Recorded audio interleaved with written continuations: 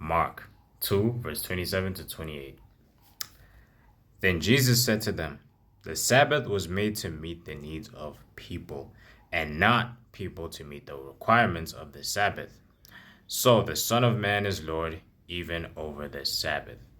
Now that was a reading from the Gospel of Mark written by Mark the Evangelist, or John Mark.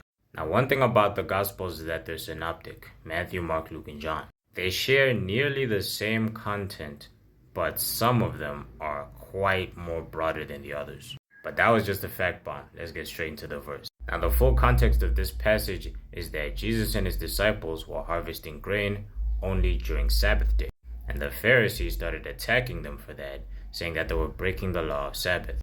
So for those of you who do not know what Sabbath day is basically a day set aside for rest and worship, basically the seventh day of the week, Sunday, because the seventh day is when the Lord rested after he made everything.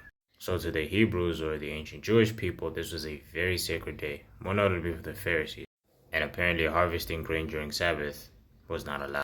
But Jesus counters the rule and says that he is the Lord of the Sabbath, because he's God, right? He goes on to say that Sabbath is to meet the needs of the people and not the people to meet the requirements of the Sabbath. He even mentions the time where David and his companions were hungry, and he actually went into the house of God and ate sacred loaves with his companions that were meant for the priest.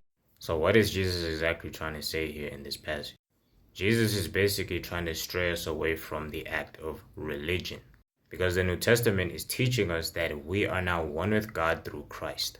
And Jesus' death was the final say in all our wrongdoings. So mere laws, religions, and things that you have to do don't really apply anymore, because Jesus had already taken the power of sin, which is the law. So not just Sundays, but every day is a day to worship the Lord our God.